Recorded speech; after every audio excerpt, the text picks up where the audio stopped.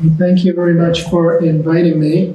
So I'd like to start off with an observation that in American slang, if you call somebody a vegetable, what you're saying is that that person is not moving, is paralyzed, and more than that, they're likely not conscious. So you might veg out, become a couch potato, and all of those things sort of imply that plants neither move nor are able to sense their environments. And I'd like to really pose that question.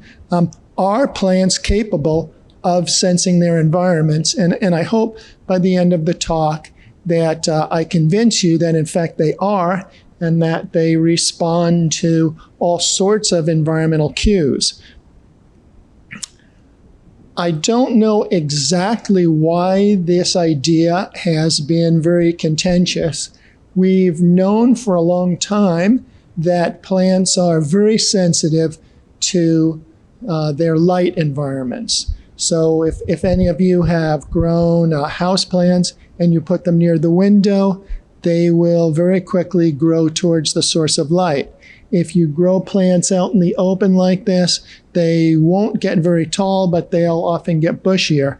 If you restrict the amount of light that a plant is receiving, instead of getting bushy, it grows tall, it heads for the light. So clearly plants are able to perceive the light that is reaching them. And we've now found, for instance, that plants can differentiate when they are shaded between being shaded by an inanimate object and being shaded by another plant. And they respond much more strongly to being shaded by a plant than they do to an inanimate object. Plants are also able to use chemical cues, volatile cues, such as those that Junji was talking about in the previous talk. This is an example of a daughter plant, a parasitic plant, and that's this thing here. And it is able to perceive the volatiles that are being emitted by a good host, in this case, the tomato plant there on the right. And so it orients towards the host plant. So it's using volatile cues to find its host. In addition, plant roots are able to sense the quality of nutrients that they are growing through in the soil. These are the root systems of two barley plants. For the plant on the left here, the nutrients were present throughout the medium that the plant was growing in, and so the roots are pretty evenly dispersed. For this barley plant on the right, the nutrients were concentrated in that band near the top there, and so the plant proliferates roots only in those regions that have the nutrients, and it grows very quickly through those regions that are that don't have the nutrients. So plants are able to perceive and respond to the chemicals in their environment. We also know that plants are attacked by a lot of insects, a lot of herbivorous insects such as these caterpillars. And I'll spend the rest of this talk considering whether or not plants can perceive the cues of these potentially very risky organisms, and do they respond to these cues? We've known for some time that when plants are attacked, they change, and some of those changes allow them to be better protected against the things that might attack them. And some of these changes are chemical changes, such as nicotine on the left. Some of the changes are physical, such as these hairs that are indicated on the right. So plants are increasing their defenses in response to getting attacked. In addition, again, I will hope to convince you in this talk that not only do plants respond to getting attacked themselves, but they also respond when their neighbors have been attacked. So before they themselves have been colonized or attacked by these insects, they can begin to increase their defenses. So what evidence do I have to support this claim? I have been working in this system involving sagebrush, very slow-growing, very common shrub in the western part of North America. And this is the basic experiment that I've been doing, that I've now done many times with sagebrush. And in these experiments, I have 3 different treatments shown by these 3 cartoons. Here at the bottom, this is a control. I don't do anything to this control bush.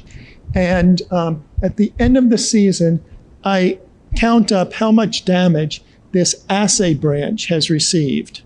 So how much damage by herbivores does this branch get? Up in the upper left, I damage a neighboring branch with scissors, and I record how much damage the assay branch on the neighboring plant. So the neighboring plant that has not been messed with, how much damage does the assay branch there receive? And then in the third treatment, I experimentally clip a branch on the neighboring plant, but then I immediately cover that clipped branch with a plastic bag. And the plastic bag minimizes the possibility of volatiles moving between the clipped branch and the assay branch. And as I say, we've now done this experiment a number of times, and much of this work and much of the work that I'll describe through the rest of my talk has been done in collaboration with Kaori Shiojiri, who will give the next talk. And what we have found fairly consistently is that if we look at the amount of damage over the season in the field to the assay branch, it's reduced when the neighbor is experimentally clipped. So the amount of damage received by the assay branch is reduced when the neighbor is clipped relative to the control, or relative to the case where we've blocked the possibility of, or we've minimized the possibility of volatiles moving between the clipped branch and the assay branch, this clipped and bag treatment. And this suggests that a volatile cue is required. We've also done these experiments for potted plants, where there's no soil contact or root contact between these plants. And as long as we allow volatiles to move between the plants, we can see this increase in resistance or a reduction in damage associated with these treatments. So we're pretty confident that the communication that is occurring here is occurring through some volatile chemical moving between the clipped branch and the neighboring assay branch. As I've said, we've done these experiments many times, and in the field, Sagebrush is the most abundant plant in this biome, in the Great Basin of North America, so that sagebrush plants are often neighbors. We can find evidence for communication between plants that are up to 60 centimeters apart. Beyond this distance, we don't see evidence for communication, and it appears to be pretty much of a threshold. It's not stronger as the plants are closer together, and at 60 centimeters, we lose the signal completely. We found that young plants tend to be both better emitters of Q and also more receptive to cues. In the experiments, in the cartoon that I showed you, the initial experimental clipping was done with scissors. We've also repeated these experiments using real herbivores, real insects, to do the damage, and we find very similar results. Okay, what I'd like to ask you to consider next are the fitness, really benefits and costs of responding to these cues of damage. And let's start with seedlings. This is a long-lived plant. In most years, it does not recruit, it does not produce seedlings, but in years that are very wet, and especially in years where it continues to rain or snow late in the season, those are the years that we see new seedlings. And this is kind of, in those years, what it looks like. The ground is a carpet of these little seedlings. So we're able to follow the seedlings, the survival of seedlings, next to bushes that we've either experimentally clipped or that we haven't clipped. Most of the seedlings in both of these years died. But what you can see is that in both of the years, survival of the seedlings was about an order of magnitude greater if they were close to a clipped adult neighbor relative to an unclipped adult neighbor. So it seems as if there's some benefit for the seedlings. In addition, if we keep track of established plants, what we have found is that both the number of new branches that are produced and the number of inflorescences of flowers that are produced is greater for branches that are near clipped neighbors compared to branches near control neighbors. So as well as we can measure, there seems to be a benefit of being near a clipped neighbor and getting these cues, an early warning of a high risk of damage. So plants may benefit by eavesdropping on their neighbors, by being good listeners, and paying attention to reliable information in the environment. If it's beneficial, if this information benefits neighbors, and presumably plants are competing with one another, it raises the question then, why do plants emit these volatile cues that benefit their neighbors? And we've considered a number of hypotheses. Let me go through these first three really quickly. It's possible that these cues just leak out, that they're not adaptive, that the plants are not trying to provide this information to their neighbors. When we get a cut, we produce this very bright red cue that our neighbors are able to recognize, but it would be silly to make the argument that we're producing this very conspicuous cue in order to communicate with our neighbors. We're producing this conspicuous cue for other reasons. We use hemoglobin to move oxygen around. And this is a consequence of other physiological constraints.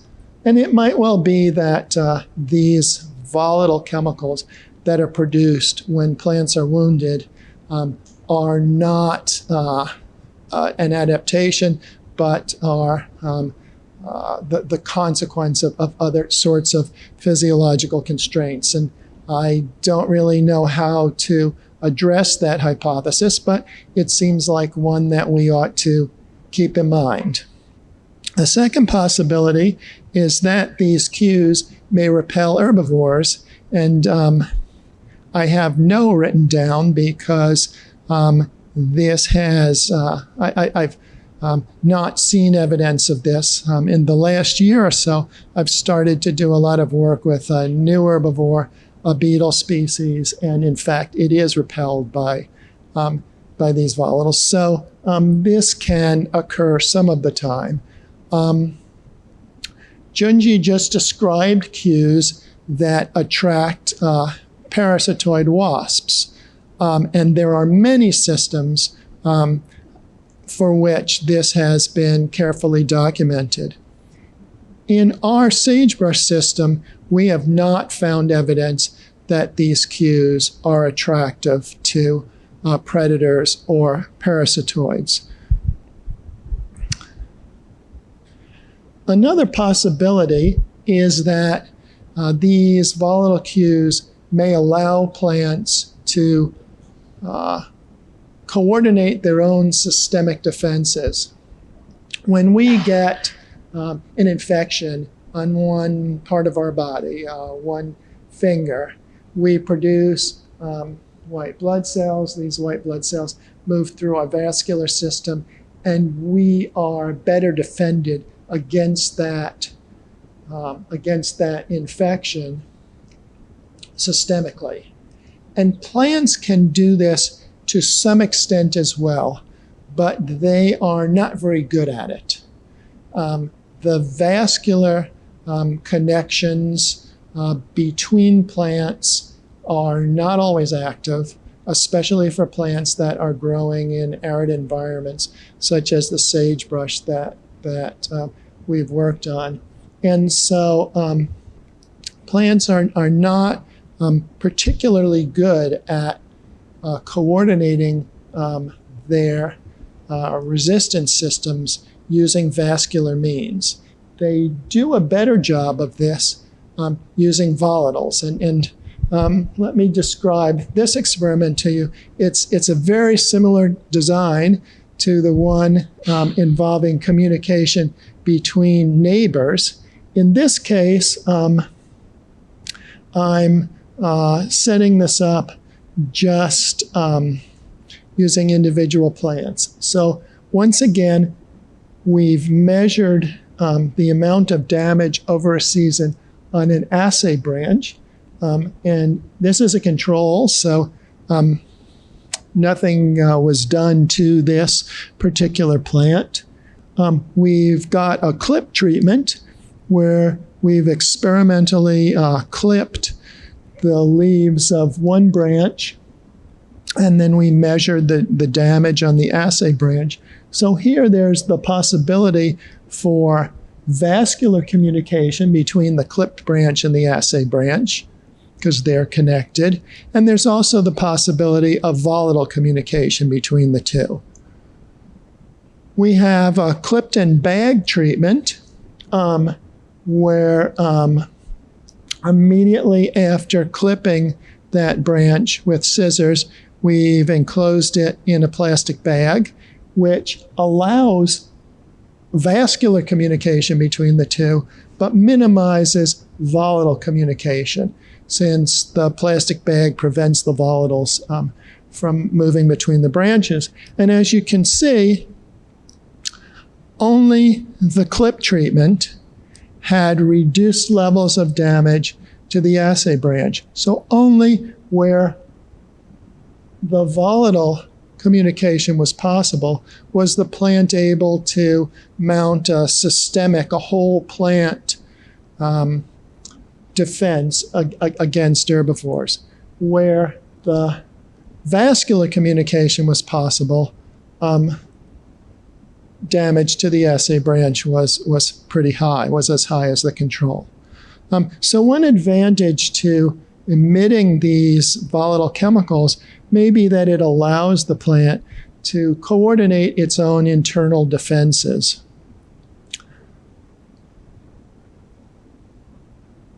This got us thinking that if much of what the plant is doing is perhaps just communicating with other branches on the same individual, maybe there's some kind of kin selection going on. So these plants have been found to be highly genetically structured. What that means is that individuals growing next to one another are far more related than individuals that are growing at some distance from one another. So neighbors share many genes with one another. And since this communication only seems to spread 60 centimeters, most of the tissues that are going to be responding to the volatile cues are either self tissues or the tissues of the closest neighbor. And so we wanted to investigate this possibility a little bit further. And we did this by making cuttings or clones of plants out in the field. So we've got plants that are rooted out in the field.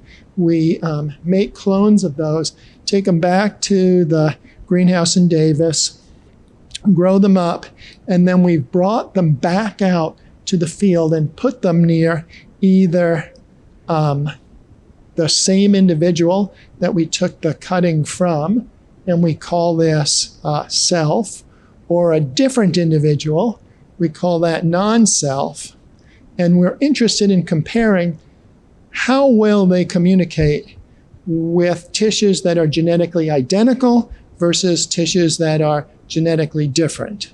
And we also added a couple other treatments. We added a control where we didn't do anything to this plant.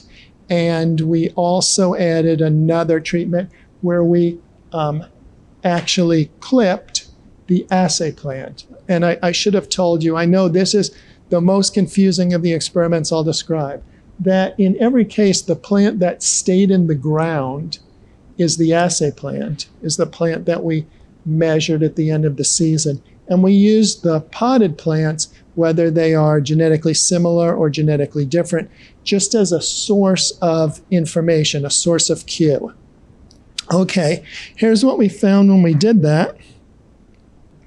We have, again, the assay plants and how damaged they are on the y-axis. Unclipped controls had a lot of damage. When we actually damaged the assay plant itself, when we actually clipped the assay plant itself, damage was reduced. When we clipped the genetically identical self plant, damage was also quite reduced and was different, was lower than when we clipped the non-self plant that was genetically different.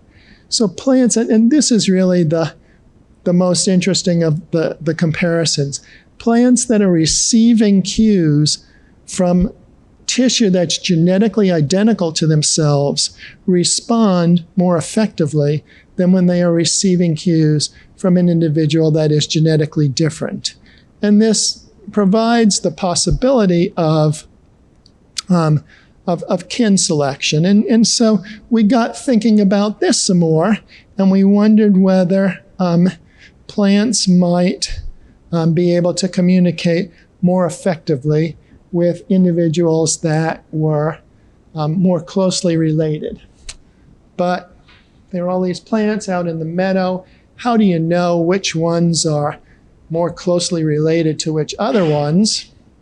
And so we were able to enlist the help of Satomi Ishizaki, who's now at Niigata University, and she developed a system of microsatellites that allowed us to estimate the genetic relatedness between individual plants.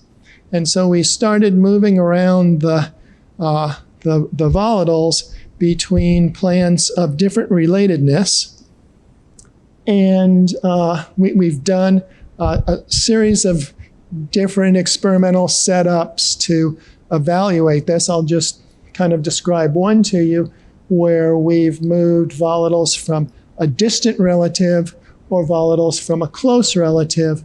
And what you can see is that communication was more effective when the cues came from a close relative of the assay branch compared to a distant relative. So plants are communicating more effectively when the cues are from close relatives, relative or compared to when the cues are from strangers. Again, thinking some more about this, and one of the things that we've tried to do is to see what animal behaviorists and people who study animal communication have been up to, because they've been thinking about similar problems for decades. And one of the things that the animal communication workers have found is that there are geographic dialects. So this is a song sparrow, and song sparrows are found along the Pacific coast of North America. I'm sorry, this is a white-crowned sparrow, not a song sparrow. And these are the sonograms of the different populations.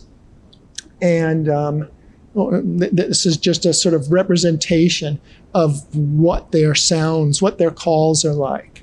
And what the ornithologists have found is that the white-crowned sparrows respond more strongly to the songs of their local populations. With birds, you're able to record the sounds and then play them back.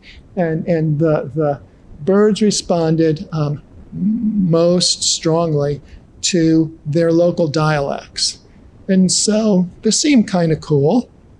And it made us wonder if there were local dialects, essentially, in our sagebrush system.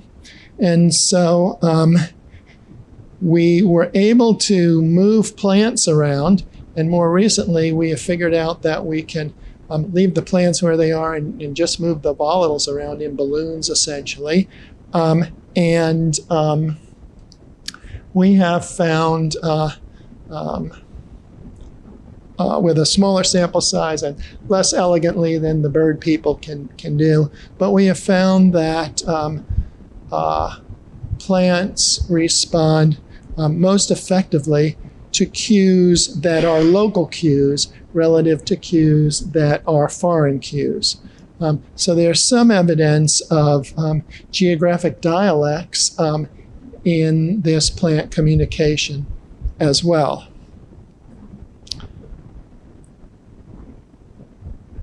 Okay, the thing that I've been excited about most recently, again, sort of trying to steal the low-hanging fruit from animal behaviorists, is the possibility of personalities. So recently there has been a lot of interest in the possibility of animal personalities. And what people are referring to when they use this term are consistent differences among individuals in behaviors. So individual differences in behavior that are consistent across time and ecological context. In other words, are there some individuals, for instance, if we consider alarm behaviors, are there some individual prairie dogs that are kind of